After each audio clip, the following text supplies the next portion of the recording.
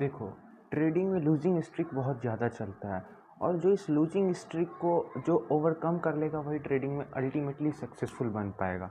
इस losing streak को हम लोग कैसे ओवरकम करें, हमें ये समझना बहुत ज़्यादा ज़रूरी है। क्योंकि मैं बताता हूँ, एक समय था जब मैं बहुत ज़्यादा लॉस कर रहा था, मतलब बहुत ही ज़्यादा लॉस। लूजिंग स्ट्रीक मेरा चल रहा था, बहुत स्पीड में लूजिंग स्ट्रीक मेरा चल रहा था।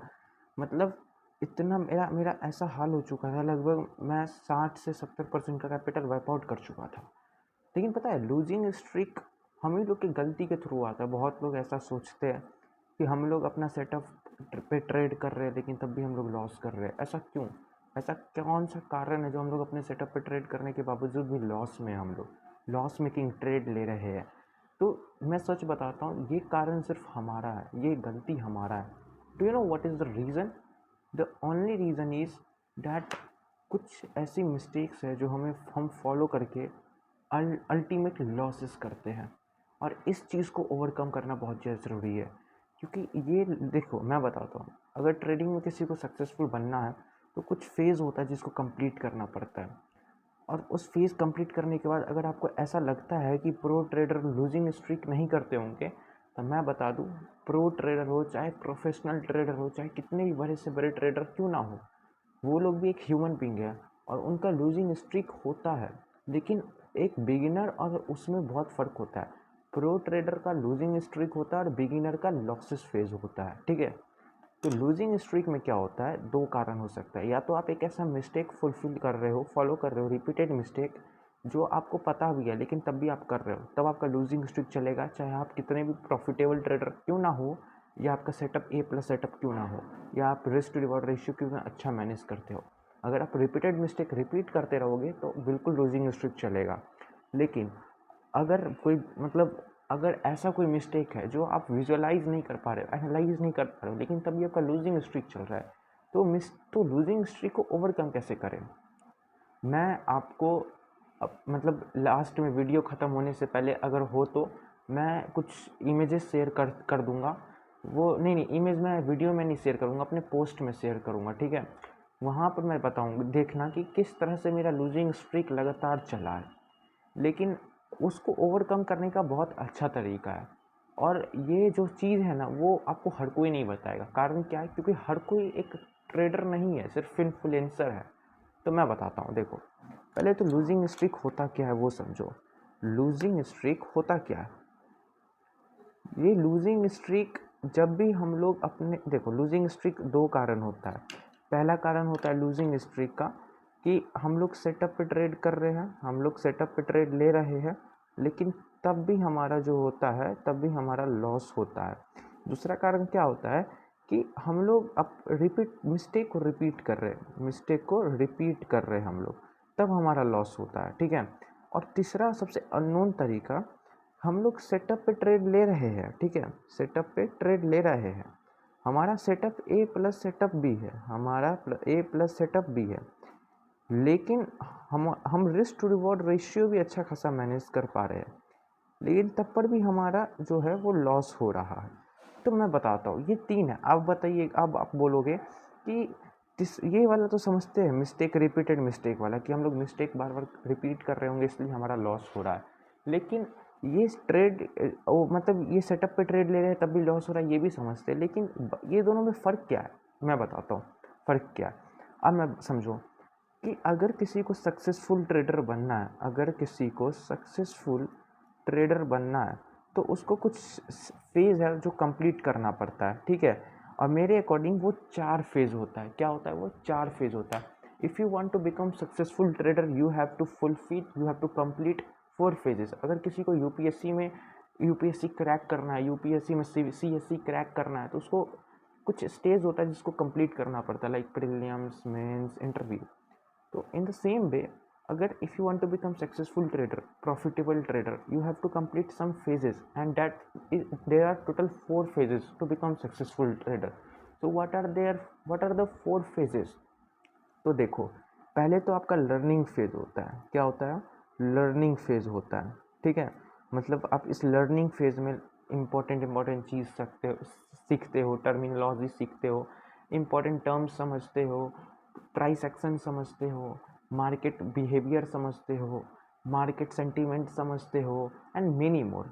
तो लर्निंग फेज़ लगभग कितने साल का होता है ये सब मैं बताऊंगा, लर्निंग फेज़ ही कितने साल का वगैरह वगैरह होता है। दूसरा, लर्निंग फेज़ के बाद आप क्या करते हो ना, जब आप सीख लेते हो तो आप चार्ट को एनालाइज करने लगते हो, तो आपको लगता है कि हाँ, now I can trade through my real money. तब आपका पता है क्या चलता है, लॉस लॉस का फेज़ चलता है। और बहुत कोई लॉस फेज़ में ही क्विट कर देते हैं ट्रेडिंग को, इसलिए वो लोग सक्सेसफुल नहीं हो पाते। इसलिए टॉप 1% जो है, और स्पेशली 0.0 मतलब टॉप 1% ट्रेडर जो है वो अल्टीमेट पैसा बना रहे हैं, बहुत पैसा बना रहे हैं। जो 99% जो लॉस कर रहे हैं उस वो पैसा कौन ले रहा है, टॉप 1% ले रहा है। क्यों ले रहा है? क्योंकि वो लोग मार्केट में बने रहे।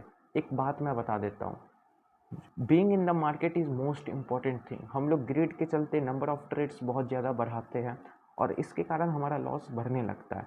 लेकिन आपको एक बात पता है, हमारे पास कैपिटल लिमिटेड है, हमारे पास we have limited capital, but market जो है वो 24 घंटा तो 24/7/365 खुला हुआ है। मैं इंडियन मार्केट का बात नहीं कर रहा हूँ, क्रिप्टो मार्केट का बात कर रहा हूँ। ठीक है, तो ऐसा क्या है? तो देखो भाई बताता हूँ मैं। तो लॉस फेज़ के बाद आपका एक और फेज़ आता है। पहले आपका लर्निंग फेज़ होता है, उसके बाद लॉस फेज़ होता है, और उसके बाद आपका ब्रेक इवन फेज़ होता है। ठीक है, ब्रेक इवन फेज़ होता है। इस फेज़ में आप क्या करते हो, आप ना लॉस फेज़ से आने के बाद आपके पास अच्छा सेटअप मिल जाता है, आपके पास सब कुछ होता है, ए प्लस सेटअप होता है, आप अच्छा risk to reward ratio manage कर पाते हो। लेकिन अल्टीमेटली ना आप मंथली वाइज या वीकली वाइज या ईयरली वाइज ब्रेक इवन में रहते हो। No profit no loss, break even इसको कहते हैं। तो इसमें भी बहुत लोग क्विट कर देते हैं। मतलब लोगों को लगता है कि अब ट्रेडिंग में करियर नहीं बना जा सकता, इसमें प्रॉफिट अल्टीमेटली बन ही नहीं रहा है। कभी लॉस फेज चलता है तो कभी ब्रेक इवन फेज चलता है तो कभी लॉस फेज चलता है, तो इसमें भी बहुत सारे लोग क्विट कर देते हैं। फिर चौथा फेज होता है ना, प्रॉफिटेबल फेज। लेकिन एक बात बताऊं, ये प्रॉफिटेबल फेज आने से भी पहले एक और छोटा सा फेज कंप्लीट करना पड़ता है। वो फेज़ आपको पता है क्या है? इस प्रॉफिटेबल फेज़ में भी आने में एक और फेज़ आपको कंप्लीट करना पड़ता है, वो होता है इमोशन साइकोलॉजी। इमोशन साइकोलॉजी को आपको कंप्लीट करना पड़ता है। कैसे, वो मैं बताता हूँ। मैं जब शुरुआत में इंडियन मार्केट में आया, मैं एक बात हमेशा आपको बता देता हूँ, जब भी आप किसी ट्रेडर से सीखने जाते हो ना, उसके एक्सपीरियंस से सीखो। क्योंकि मार्केट में थ्योरी नहीं चलता है, एक्सपीरियंस ज़्यादा चलता है। क्योंकि अगर आप 10 ट्रेडिंग का बुक पढ़ लोगे ना, 100 ट्रेडिंग का बुक पढ़ लोगे, 1000 ट्रेडिंग का बुक पढ़ लोगे, तो आप प्रॉफिटेबल सक्सेसफुल ट्रेडर नहीं बन पाओगे। भले ही आप बुक्स पढ़ के यूपीएससी क्रैक क्यों ना कर लो, लेकिन बुक्स पढ़ के ट्रेडिंग या बिजनेस में सक्सेसफुल नहीं बन पाओगे। अल्टीमेटली आपको फील्ड में उतरना पड़ेगा, एक्सपीरियंस लेना पड़ेगा, तब आप मार्केट को समझोगे, तब आप मार्केट में प्रॉफिटेबल बन पाओगे। इसलिए मैं बोलता हूँ कि being in the market is most important, being in the game is most important part of trading. तो देखो, मैं शुरुआत में इंडियन मार्केट में आया था। इंडियन मार्केट में मैं इक्विटी ट्रेडिंग करता था। क्या करता था? इक्विटी ट्रेडिंग, जिसमें इंट्राडे करता था मैं। जिसमें मैं क्या करता था? इंट्राडे करता था। अभी नहीं करता हूँ ये चीज़, पहले करता था। जिसमें मैं स्टॉक्स को आज ही के 9:15 से 3:30 के बीच में खरीदता था और बेचता था। लेकिन उसमें बड़ा प्रॉफिट नहीं होता था, फ्लक्चुएशन नहीं होता था, वॉल्यूम नहीं होता था, वॉलेटिलिटी नहीं होता था, तो मज़ा नहीं आता था। और अल्टीमेटली एक बात बताऊँ, उसमें प्रॉफिटेबल भी नहीं बना था। ऊपर से मेरा उस समय मैं लर्निंग फेज़ मेरा लर्निंग फेज़ मुश्किल से मुश्किल मैं 2 मंथ का दिया था। लर्निंग फेज़ अल्टीमेटली आपका एक्सपीरियंस के साथ चलता है, तो खैर लर्निंग फेज़ तो चलते ही रहा, आज भी लर्निंग होता है और ज़िंदगी भर लर्निंग होते रहेगा जब तक मैं मार्केट में रहूँगा। लेकिन एक्सपीरियंस वाइज था ना, तो एक्सपीरियंस वाइज मेरा पता है कितना मंथ हुआ था? मुश्किल से मुश्किल 1 मंथ भी शायद नहीं हुआ था, 1 या 2 मंथ भी नहीं हुआ था। मैं इक्विटी ट्रेडिंग रियल अकाउंट से स्टार्ट कर चुका था और उसमें मैं लॉस कर रहा था। वो बात अलग है, मैं बहुत छोटा छोटा लॉस कर रहा था, बहुत छोटा, ना के बराबर लॉस, मतलब ना लॉस तो कर रहा था लेकिन बहुत छोटा रकम, इतना रकम कि 0% भी मुझे अफेक्ट नहीं कर रहा था। ठीक है, लेकिन उसके बाद क्या हुआ, मेरे को मज़ा नहीं आ रहा था। फिर मेरे को एक इन्फ्लुएंसर से पता चला कि ऑप्शन ट्रेडिंग नाम का भी कुछ होता है। मैं ऑप्शन ट्रेडिंग में आया। ठीक है, मैं ऑप्शन ट्रेडिंग में आया। ऑप्शन ट्रेडिंग में देखो, मेरे पास कैपिटल कम था, ऊपर से ऑप्शन बाइंग ही कर सकता था। और ऑप्शन बाइंग का देखो 2 कारण था करने का, मैं बताता हूँ।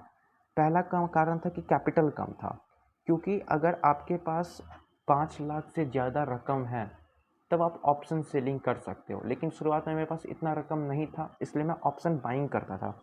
क्या करता था, ऑप्शन बाइंग करता था। लेकिन ऑप्शन बाइंग में रिस्क बहुत ज़्यादा होता है, और जहाँ रिस्क बहुत ज़्यादा होता है वहीं प्रॉफिट ज़्यादा होता है। यानी कि अगर आप ऑप्शन सेलिंग 1 लाख रुपये से भी करते हो, मुश्किल से 1500-1000 रुपये कमा सकते हो। लेकिन ऑप्शन बाइंग अगर 1000-5000 रुपये से भी करते हो, तो वो 5000 5 लाख भी बन सकता है, 50 लाख भी बन सकता है, और सपना देखना बंद करो, लेकिन सच में बन सकता है। तो इन शॉर्ट क्या है ना, अगर 5 लाख 50 लाख करोड़ों भी बन सकता है, तो डूब भी सकता है। यानी कि यहाँ पर रिस्क ज़्यादा है, और जहाँ यहाँ पर रिस्क ज़्यादा है तो यानी कि क्या है, रिवॉर्ड भी ज़्यादा है। लेकिन देखो मैं बताता हूँ, जहाँ मैं ना ऑप्शन ट्रेडिंग में मत ऐसा नहीं बता रहा हूँ कि ऑप्शन ट्रेडिंग नहीं करना चाहिए, करना चाहिए, लेकिन 5 साल 4 साल का जिसके पास एक्सपीरियंस नहीं है उसको ऑप्शन ट्रेडिंग में नहीं घुसना चाहिए। कारण इसका क्या है, इसको प्रोफेशनल लोग कर सकते हैं, यहाँ पर आप होल्ड नहीं कर सकते हो। ऑप्शन ट्रेडिंग में आपको स्कैल्पिंग ही करना होगा, और स्कैल्पिंग में आपको भयंकर बनना होगा। तो मैं ऑप्शन ट्रेडिंग क्विट मतलब इन शॉर्ट मैं छोड़ दिया ऑप्शन ट्रेडिंग। जब कैपिटल वाइप आउट हो गया था ना, तो मैं छोड़ दिया था, तो ऑप्शन ट्रेडिंग करने लगा। उसके बाद मैं छोड़ दिया, और उसके बाद मैं मार्केट में छः से लगभग 7 महीना जो था बिना पैसा के साथ मार्केट में दिया। उसके बाद फिर मैं पैसा लेकर आया, फिर ऑप्शन ट्रेडिंग करना स्टार्ट किया। तो उस समय मैं ब्रेक इवन फेज़ में आया, लेकिन फिर मेरा लूजिंग फेज़ स्टार्ट होने लगा। क्या चलने लगा, लूजिंग फेज स्टार्ट होने लगा। एंड देन मेरा कैपिटल फिर वाइप आउट हो चुका था। फिर मैं ऑप्शन ट्रेडिंग में रियल कैपिटल डालना बंद किया, फिर मैं लर्निंग्स किया। उसके बाद मेरे को पता चला क्रिप्टो ट्रेडिंग। उसके बाद मैं क्रिप्टो ट्रेडिंग में आया, तब तक में मेरा 1.5 ईयर्स से भी ज़्यादा एक्सपीरियंस हो चुका था। ठीक है, 1.5 साल से भी ज़्यादा एक्सपीरियंस हो चुका था। पता है, सक्सेसफुल ट्रेडर बनने के लिए 5 साल लगता है, लेकिन अगर आप बहुत ज़्यादा मेहनत करोगे ना, मतलब बहुत ज़्यादा, अल्टीमेटली हद से ज़्यादा मेहनत, तो 2 साल के अंदर भी प्रॉफिटेबल ट्रेडर बना जा सकता है। 5 साल में ना बहुत पैसा बना जा सकता है। ठीक है, तो अभी मैं कह सकता हूँ हाँ, yes I am a profitable right now. तो अभी मेरा जो एज है उस अपने एज पे ट्रेड करता हूँ, और now I am profitable trader. Sorry, मेरा वीडियो बीच में बंद हो गया था, मैं फिर से स्टार्ट करता हूँ। तो देखो, फिर मैं क्रिप्टो ट्रेडिंग में आया, उसके बाद मैं अपना एज फाइंड किया, and then I become profitable. लेकिन इतना आसानी से जितना मैं बोल रहा हूँ उतना आसान नहीं है। ठीक है, उसके पीछे बहुत स्लीपलेस नाइट था, आज भी स्लीपलेस नाइट होता है, बहुत पेनफुल डे एंड नाइट था, मतलब बहुत कुछ था। आज मतलब स्ट्रेस कम है, अपना एज फाइंड करके ट्रेड करता हूँ। मैं अपना एज भी बता दूंगा, लेकिन अपना सेटअप नहीं बताऊंगा, लेकिन हिंट ज़रूर दे दूंगा, क्योंकि मैं मतलब सेटअप ऐसे किसी को नहीं बताना चाहता। ठीक है, मैं चाहता हूँ कि आप खुद समझो, क्योंकि मैं अपना सेटअप मेरा एक्सपीरियंस से आया है, और मैं चाहता हूँ कि आप भी अपने एक्सपीरियंस से अपना सेटअप बनाओ। ठीक है, तो आप लूजिंग फेज से आप कैसे निकल सकते हो, तो देखो मैं बताता हूँ। जब मैं क्रिप्टो ट्रेडिंग में आया, तब मैं क्या करता था, 15 मिनट के टाइम फ्रेम पे ट्रेड करता था। क्या करता था, 15 मिनट के टाइम फ्रेम पे ट्रेड करता था। ये हो सकता है वीडियो थोड़ा लंबा, 20 मिनट 25 मिनट का हो सकता है, लेकिन एक बार इसको अच्छे से देखना, क्योंकि ये वीडियो हो सकता है बहुत हेल्प करे आपको। 15 मिनट के टाइम फ्रेम पे ट्रेड करता था।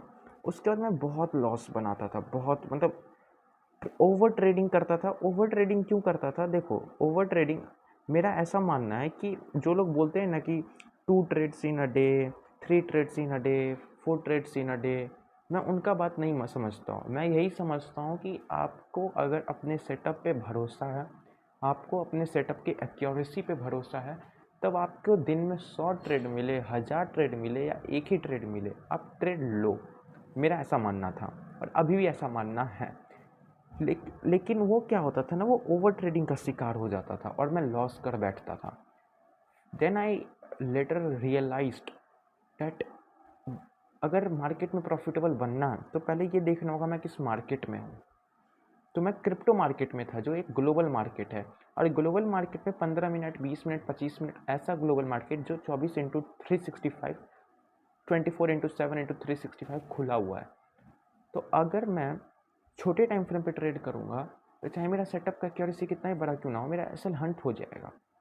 तो इसी के कारण मेरे को बड़े टाइम फ्रेम को चूज़ करना पड़ा, जहाँ पर ऑपरेटर ट्रेड करते हैं, जहाँ पर मार्केट में सप्लाई और डिमांड समझ आता है। और जिस दिन मैं 15 मिनट का टाइम फ्रेम छोड़ दिया, उस दिन मैं ब्रेक इवन पाया, फिर प्रॉफिटेबल बनना स्टार्ट हो गया।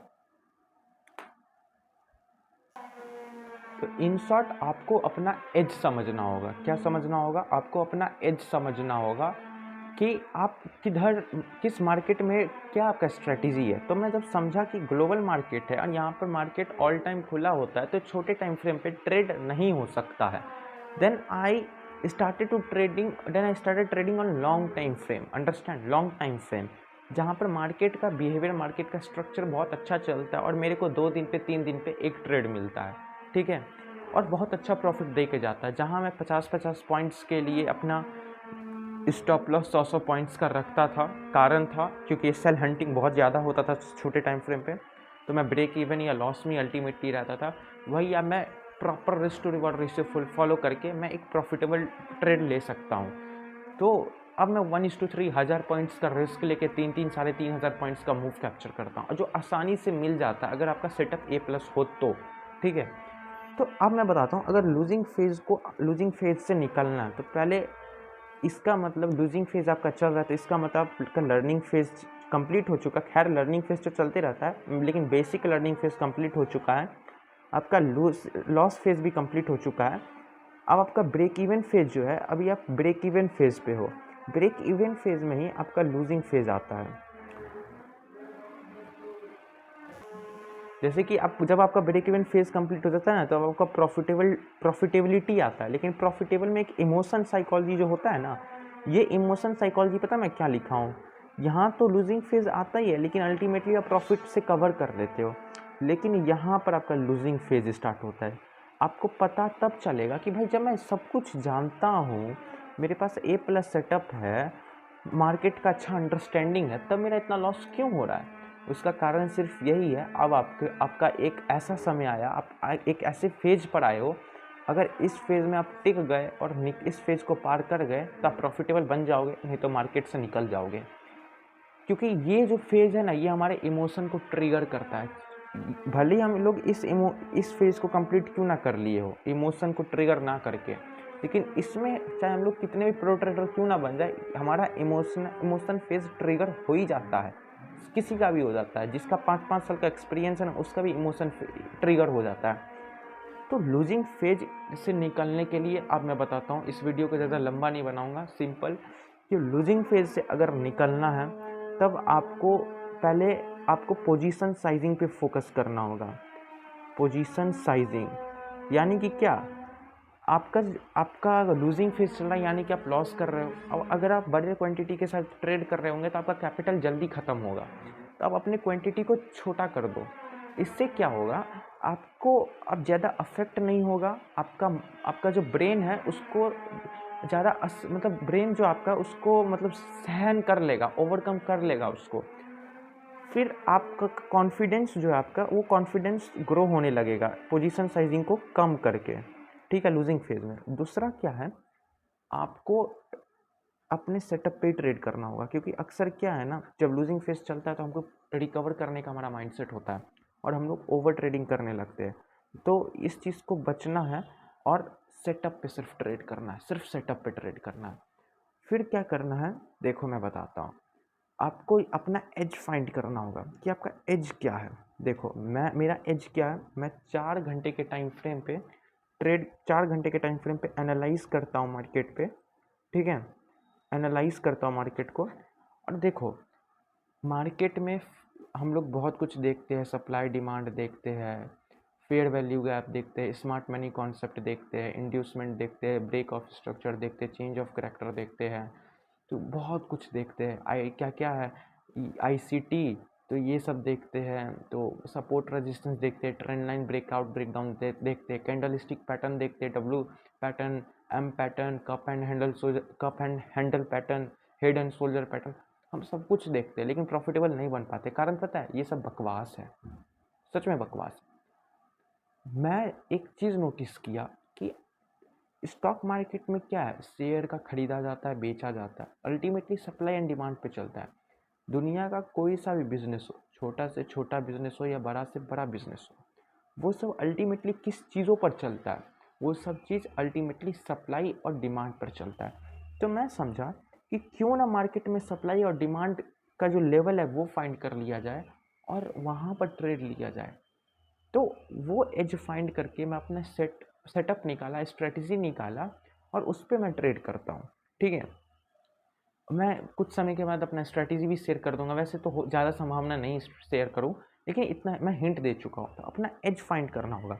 मैं तो आपको यही कहता हूँ कि अगर आप क्रिप्टो मार्केट में हो, ग्लोबल मार्केट में हो तो आप, सिंपल बात है, अपना एज फाइंड करो और शॉर्ट टाइम फ्रेम को छोड़ दो। शॉर्ट टाइम फ्रेम से आप प्रॉफिटेबल कभी नहीं बन सकते हो, मैं सच बता रहा हूँ। लॉन्ग टाइम फ्रेम पे ट्रेड करो। और ट्रेडिंग में पता है, महीने में अगर 10 ट्रेड भी मिल रहा है ना तो बहुत है। कैपिटल को चेस करो, ठीक है। अगर 10 लाख का कैपिटल है ना तो महीने का डिपेंड करता है आपका सेटअप क्या है। मेरा सेटअप ऐसा है ना कि एक महीने में मुश्किल से 10 ट्रेड मेरे को मिलेगा, लेकिन मेरा इतना अच्छा सेटअप है, खैर नज़र ना लगे, लेकिन इतना मतलब सेटअप का जो एक्यूरेसी है, मैं 1 लाख से 1.5 लाख 2 लाख कमा सकता हूँ। मतलब ऐसा मेरा सेटअप है। अगर मैं 1 लाख का पूरा रिस्क लूँ तो, लेकिन मैं पूरा रिस्क नहीं लेता हूँ। डीमेट अकाउंट में 1 लाख है तो मैं उतना पोजीशन साइजिंग को लेकर चलता हूँ कि एक ट्रेड में मेरा 2 से 3% का ज़्यादा रिस्क ना हो, ठीक है। तो वैसे मैं चलता हूँ। तो अपना एज फाइंड करना होगा, फिर रिस्क टू रिवॉर्ड रेशियो पे काम करना होगा, ठीक है। रिस्क टू रिवॉर्ड रेशियो पे काम करना होगा। और सबसे इम्पॉर्टेंट चीज़, हमारे माइंड में क्या आता है ना, जब लूजिंग फेज हमारा चलने लगता है तब हमारे माइंड में हमें एक कन्फ्यूज़न, डाउट टाइप का आता है कि क्या ट्रेडिंग में करियर बनेगा, क्या हमारा सेटअप बकवास है। फिर आप अपना स्ट्रैटेजी चेंज कर देते हो। तो वो सबसे बकवास चीज़ है। अपने स्ट्रैटेजी पे कॉन्फिडेंस होना बहुत ज़्यादा ज़रूरी है। अगर वो बैक टेस्टेड एक्यूरेटेड सेटअप है तो आपको कॉन्फिडेंस होना बहुत ज़्यादा ज़रूरी है। और सिर्फ उसी पे ट्रेड करना है। Trade on setup, not emotion, okay, not emotion. और एक और बात, अपने सेटअप को बार बार चेंज मत करो। हाँ, अब एक और इम्पोर्टेंट चीज़ बताना था। मार्केट में ना लोग बोलते हैं कि 6 महीने के अंदर मार्केट में जो सेटअप चलता है ना वो चेंज होते रहता है। आप एक सेटअप पे नहीं रह सकते, आपको हर 6 महीने 3-4 महीने पे सेटअप चेंज करना होगा। तो पता है ये किस चीज़ के लिए? ये शॉर्ट टाइम फ्रेम वालों के लिए, लॉन्ग टाइम फ्रेम वालों के लिए नहीं है। हाँ, लॉन्ग टाइम फ्रेम में हो सकता है आपका सेटअप वही चल रहा हो, लेकिन टाइम फ्रेम में थोड़ा चेंजेज हो चुका होगा। जहाँ पर आप 4 घंटा में देख रहे होंगे, आपको वो 2 घंटा में मिल रहा होगा, 1 घंटा के टाइम फ्रेम पे मिल रहा होगा। डिपेंड करता है आपका सेटअप किस प्रकार का है। मैं सप्लाई डिमांड पे करता हूँ, तो सप्लाई डिमांड ज़िंदगी में कभी चेंज नहीं होगा, ज़िंदगी में कभी नहीं चेंज होगा। और मैं कैपिटल को चेंज करता हूँ, रिटर्न्स ऑटोमेटिक मिल जाता है अगर मैं ट्रेड करता हूँ तो। और अल्टीमेटली मैं यही कहना चाहता हूँ, अपने इमोशन को ट्रिगर ना होने दो, क्योंकि यहाँ पर मैं लिखा ही हूँ इमोशनल साइकोलॉजी, क्योंकि ये हमारा ट्रिगर होने लगता है, इसलिए हम लोग क्विट कर देते हैं, लेकिन इसको क्विट नहीं करना। और मैं सच बता रहा हूँ, जिस दिन आप ये सब चीज़ों को फॉलो कर लोगे ना, आप प्रॉफिटेबल ट्रेडर बन जाओगे, 100% श्योर हूँ मैं। अपना एज, सबसे इम्पोर्टेंट बड़े अक्षर में लिख देता हूँ, अपना एज फाइंड करो। ये एज बहुत इम्पॉर्टेंट है, आपको आगे ले जाएगा। अपना एज फाइंड करना बहुत ही ज़्यादा इम्पॉर्टेंट है, ठीक है। और एट लास्ट देखो भाई, ट्रेडिंग में अगर सक्सेसफुल होना है तो आपका माइंड ट्रेंड होना चाहिए, आप साइकोलॉजिकली आप बहुत स्ट्रांग होना चाहिए। तो बुक्स पढ़ना बहुत ज़्यादा ज़रूरी है, ठीक है। तो मैं आपको कुछ बुक्स रिकमेंड करूँगा। मैं ट्रेडिंग में ज़्यादा बुक्स नहीं, मैं सच बता रहा हूँ, मैं जो बुक्स रिकमेंड कर रहा हूँ वो बस पढ़ लेना, बहुत हेल्पफुल है। सबसे पहले ये बुक नहीं पढ़ना, ये बुक लास्ट में पढ़ना। सबसे पहले पढ़ना ट्रेडिंग इन द जोन। ये बुक्स आपके साइकोलॉजी को इम्प्रूव करने के लिए बहुत इंपॉर्टेंट है। मैं जानता हूँ आप पढ़ लिए होंगे इस बुक को, लेकिन फिर से पढ़ना, क्योंकि जब एक्सपीरियंस हो जाता है ना 1 डेढ़ 2 साल का, तब जब हम लोग इस बुक को पढ़ते हैं ना, तब हमारा अंडरस्टैंडिंग लेवल जो होता है इस बुक को समझने का, वो अलग ही लेवल का होता है। तो ये बुक पढ़ना बहुत ज़रूरी है, ट्रेडिंग इन द जोन। उसके बाद ये बुक तब भी नहीं पढ़ना, उसके बाद ये बुक पढ़ना, द डिसिप्लिन ट्रेडर, क्योंकि ये जो बुक है ना, यही बुक आपको लूजिंग फेज से निकालेगा। मतलब अल्टीमेटली यही सक्सेसफुल बनाने में बहुत इंपॉर्टेंट रोल प्ले करेगा। उसके बाद ये पढ़ना मार्केट विज़ार्ड। ये मार्केट विज़ार्ड में पता आपको एक चीज़ बहुत सीखने को मिलेगा कि दुनिया में जितने भी सक्सेसफुल प्रॉफिटेबल ट्रेडर है ना, वो क्यों है, कैसे है, और वो क्या एडवाइस दी है, वो चीज़ समझने को मिलेगा। और मतलब मैं इस बुक से बहुत कुछ समझा भी हूँ, कुछ इस बुक से मैं इंपॉर्टेंट टर्म्स नहीं बताता हूँ। एक चीज़ हमेशा याद करना, अगर आप मार्केट में ट्रेड ले लिए हो और उसके बाद आपको डर लग रहा है, फियर हो रहा है, फोमो हो रहा है, ग्रिड हो रहा है, तो समझ जाओ आप रॉन्ग ट्रेड में हो। क्योंकि जब भी फियर, फोमो और ग्रिड ट्रेड का पार्ट बन जाता है, ट्रेड लेने से पहले, ट्रेड के समय और ट्रेड के बाद, तब समझ जाओ कि आप गलत ट्रेड में थे और गलत ट्रेड में हो, इसलिए वो ट्रेड से एग्ज़िट कर जाओ। दूसरी बात, अगर किसी ट्रेड में कॉन्फिडेंस मिल रहा है तो तब भी आप मत जाओ, क्योंकि वो कॉन्फिडेंस आपके ट्रेड का नहीं, आपके इमोशन का है। लेकिन अगर सेटअप पे मिल रहा है तो ट्रेड लो। और सबसे इम्पोर्टेंट चीज़ क्या है ना, अगर आप जितना जल्दी पैसा बनाए हो उससे ज़्यादा जल्दी एक ट्रेड में लॉस कर रहे हो, तो इसका मतलब कि आप एक रॉन्ग ट्रेड में हो। अगर आपका 1.5 ईयर्स 1.6 ईयर्स से ज़्यादा एक्सपीरियंस हो तो आप इस चीज़ को समझ रहे होंगे। और सबसे लास्ट, वीडियो ख़त्म होने से पहले, कि देखो भाई, अगर सक्सेसफुल होना है ना स्टॉक मार्केट में, तो इस बिज़नेस में बने रहना होगा। सर्वाइविंग का नाम सुना है? सर्वाइव करना होगा, क्योंकि जो आदमी, जो बंदा इस ट्रेडिंग के फील्ड में सर्वाइव कर लिया, वो सच में सक्सेसफुल ट्रेडर बनेगा। कम कैपिटल के साथ ट्रेड करो, लेकिन सर्वाइव करना सीखो। और मिस्टेक्स को जितना ज़्यादा जल्दी ओवरकम करोगे, जितना ज़्यादा जल्दी उससे लर्निंग्स लोगे और उसको रिपीट नहीं करोगे, उतना ज़्यादा जल्दी आप सक्सेसफुल बनोगे। नहीं तो 5 साल तो लग ही जाएगा, नहीं तो बहुत ज़्यादा, नहीं तो कभी नहीं बन पाओगे। खैर, वीडियो को एंड करता हूँ और मिलते हैं अगले वीडियो में। कमेंट सेक्शन में बताना कि ऐसा कौन सा गलती है जो आप कर रहे हो और बार बार आप जानते हो कि वो मिस्टेक मैं कर रहा हूँ, तब पर भी आपसे हो जा रहा है वो मिस्टेक, तो वो कमेंट सेक्शन में बताना। ठीक है, तो मिलते हैं अगले वीडियो में। तब तक के लिए अपने ट्रेडिंग को एनालाइज़ करो, बैक टेस्ट करो, और सोने से पहले हमेशा अपने सेटअप पे बैक टेस्ट करो और देखो कि मार्केट में क्या चल रहा है, और अपने एज को फाइंड करो।